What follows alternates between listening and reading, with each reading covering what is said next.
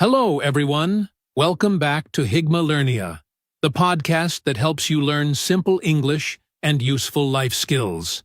Hi, everyone. I'm Emma. And I'm Jack. Today we have a very important topic.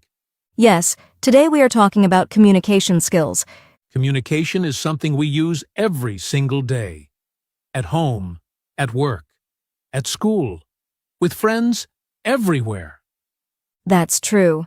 But many people think communication only means talking. Is that correct, Jack? No, not at all. Communication is much bigger than that. Today, we will explain what good communication really means and how you can improve it step by step. By the end of this episode, you will know 7 simple skills that can change the way you talk, listen, and connect with people. We will also answer some common questions and give you a real challenge to practice today. So, if you want to speak more clearly, listen better, and feel more confident, stay with us. Grab a cup of tea, get comfortable, and let's begin. Let's get started. Okay, Jack, let's start with the basics. What exactly is communication? Great question. Communication is the way we share ideas, feelings, and information with other people. So it's not just speaking. Exactly, communication has many parts. Speaking the words we say. Listening how we understand others. Body language, our face, hands, and posture. Writing messages, emails, texts. Tone of voice, how we say something. Wow, that's a lot more than I thought. Yes, in fact, studies show that most communication is not about words. Body language and tone are very powerful too. That makes sense. Sometimes someone says, "I'm fine," but their face shows something different. Exactly, Emma. That is a perfect example. The words say one thing, but the body says another. So today, we will talk about all these parts, not just speaking. Correct. We will cover 7 simple skills: listening, speaking, body language, empathy, feedback, confidence, and handling difficult conversations. Let's start with the first skill, listening. Okay, Jack, why is listening so important? Because communication is a two-way street. If you only talk and never listen, it's not real communication. True, I know people who only wait for their turn to speak. They don't really listen. Yes, that's very common. This is called passive listening. But we want to practice active listening. What is active listening? Active listening means you fully focus on the person speaking. You don't think about your phone or your next sentence. You just listen. How can we practice this? Here are simple tips. Look at the person's eyes when they speak. Don't interrupt. Let them finish their sentence. That's a great tip. It shows the person that you really understood them. Let's imagine a quick example. Your coworker says, "I'm really stressed about this project." A passive listener says, "Okay," and keeps working. But an active listener stops, looks at them and says, "That sounds tough. What part is the most stressful?" That small difference changes everything. So, remember, everyone, good communication starts with good listening. Now, let's talk about speaking. Many people think good speakers use big, complicated words. Is that true? No. Actually, the best communicators use simple words. Clear and simple is always better than complicated. That's very good news for English learners. Yes, you don't need difficult vocabulary to sound smart. You need clarity.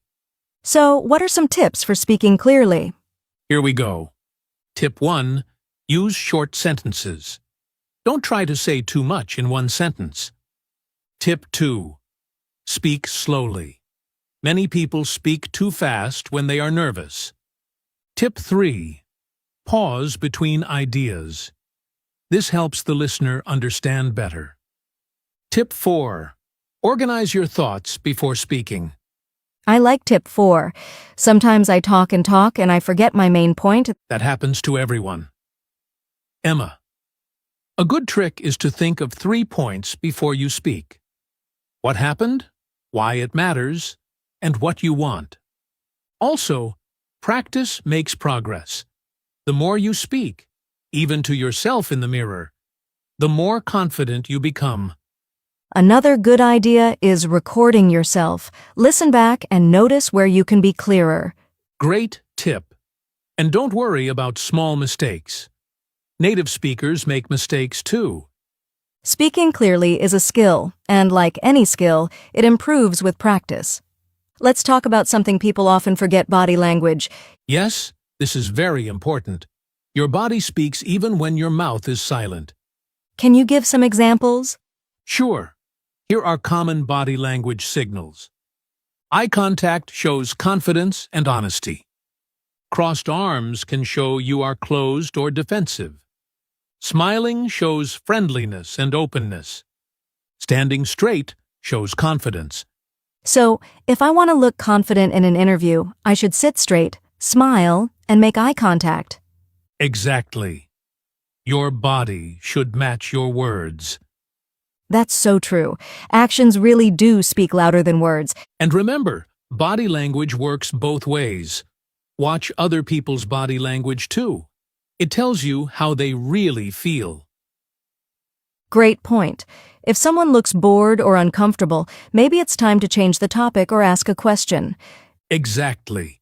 Good communicators always read the room. Let's move to another important skill: empathy. Yes, empathy means understanding how another person feels.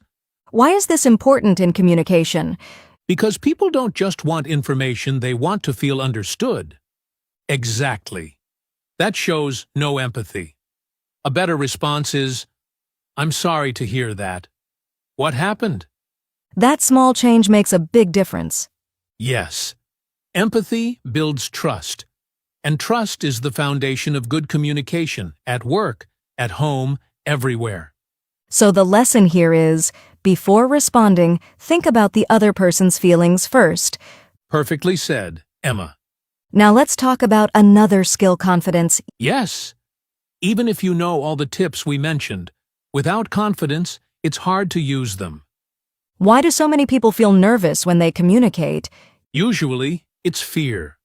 Fear of making mistakes, fear of being judged, or fear of forgetting words. So how can we build confidence? Here are simple tips. Tip 1. Prepare before important conversations. Think about what you want to say. Tip 2. Accept that mistakes are normal. Nobody speaks perfectly all the time. Tip 3. Breathe slowly before speaking.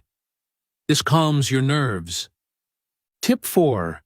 Start with small conversations. Practice with friends or family first. I think preparation really helps. When I know my topic, I feel much calmer. Exactly. And remember, confidence grows with practice, not perfection. So don't wait until you feel ready. Start speaking now, and confidence will follow. Well said, Emma. Our final skill today is a big one: handling difficult conversations. Yes, like disagreements, conflicts, or delivering bad news. Exactly. Most people avoid these conversations because they feel uncomfortable, but avoiding them usually makes things worse. So how can we handle difficult conversations well? Here are some simple tips. Stay calm. Take a breath before you respond, especially if you feel angry or upset. Exactly. Use statements often make people defensive. I statements explain your feelings without blaming. Focus on the problem, not the person. Talk about the situation, not someone's character.